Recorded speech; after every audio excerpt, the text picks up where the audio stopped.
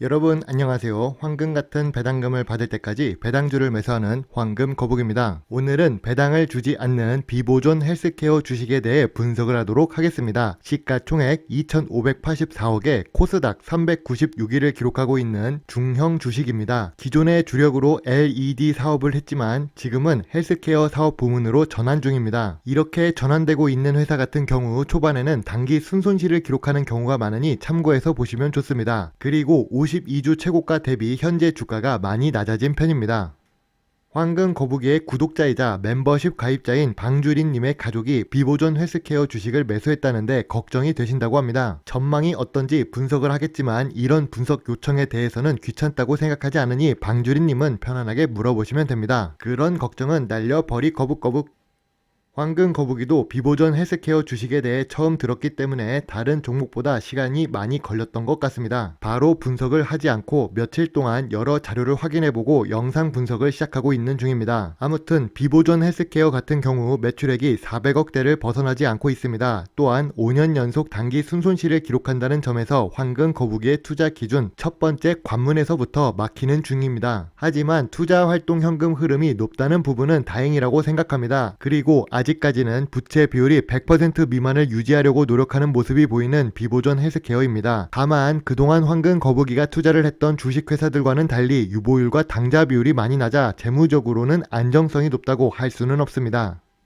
좋지 않은 재무제표를 보고 난 뒤에 혹시 탑업인에 출자한 회사들은 어떨까 해서 확인을 해보았지만 지금 보고 계시는 것처럼 신규 사업 확대 목적으로 화장품 사업에 투자하고 있는 회사와 제약 관련 회사들이 전부 손해를 보고 있습니다. 물론 사업 다각화를 한다는 것은 좋은 의미로 볼 수 있지만 그것은 재무 안정성이 확보가 될 때 하는 것이 좋다고 개인적으로 생각하는 황금 거북이입니다. 비보존 헬스케어 같은 경우 기존의 사업 부분이었던 LED 사업 부문의 매출액이 2021년 반기를 기준으로 크게 감소하는 것을 볼 수 있습니다. 매출액 합계가 35억 정도뿐이고 2019년부터 지속적으로 감소하고 있는 중입니다. 그래도 신규 사업 분야로 뛰어들었던 제약 사업 부문의 내수 매출액이 2020년 연간 매출액보다 2021년 반기의 매출액이 2배 가까이 상승했다는 점에서 긍정적으로 바라볼 수 있습니다. 초반에 보여드렸던 재무제표에서 투자활동 현금 흐름이 높다고 언급했습니다. 이런 경우 사업 다각화를 진행하거나 연구개발 활동에 자금을 사용하는 회사가 많습니다. 비보존 헬스케어 같은 경우에도 연구개발 비용으로 지출하는 금액이 2019년부터 점차 증가하고 있고 반기의 연구개발비가 이미 2020년 연간 비용에 가까워졌음을 알 수 있습니다. 매출액 대비해서도 연구개발 비중이 높다는 것은 미래 성장성을 높이는 긍정적인 요인이 될 수 있습니다. 비보존 헬스케어의 주요 주주인 비보존은 현재 1,400원대로 주가가 내려오면 지분을 추가로 매수하는 중입니다. 물론 볼티아 같은 경우 전환사채를 주식으로 변환시켜 장래에 1,500원대에 매도를 했지만 여전히 비보존이 주식을 1,400억대에 1억씩 지분 확보를 하고 있음을 알 수 있습니다. 주요 주주가 5년 연속 단기 순손실이 발생하는데도 불구하고 매수를 하는 이유가 무엇일까요? 이런 헬스케어 주식 같은 경우 내부자가 미리 주식을 매수하는 것을 보고 따라 매수하는 경우 큰 수익을 줄 수도 있습니다. 물론 그럴 가능성도 있다는 것이지만 2021년 8월 17일, 18일, 19일 3억, 4억, 5억을 매수하는 것을 보면 그럴 가능성이 높다고 생각되는 황금 거북입니다.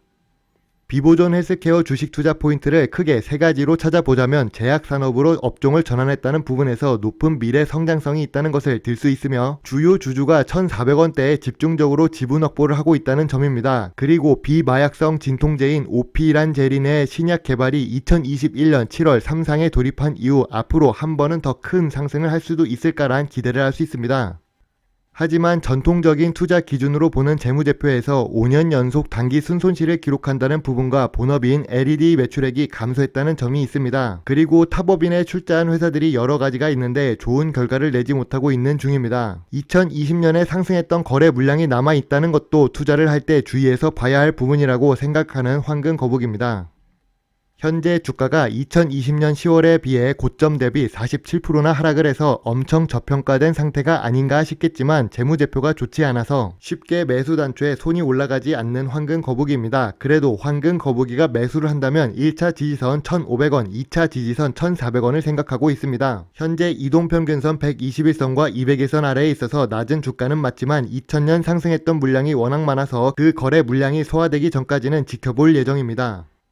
비보존 헬스케어 주식에 대해 세 줄 요약해 보겠습니다. 낮은 매출액과 좋지 않은 재무제표는 투자 의욕을 불러일으키지는 못하지만 헬스케어 산업으로 업종을 전환하고 있으며 연구개발 활동에 투자를 한다는 점과 높은 미래 성장성이 있다는 점은 좋다고 볼 수 있습니다. 다만 미래 성장성과 만약 신약 개발에 성공한다면이라는 생각으로 투자를 하기에는 위험도가 조금 높은 회사가 아닌가라는 생각이 듭니다.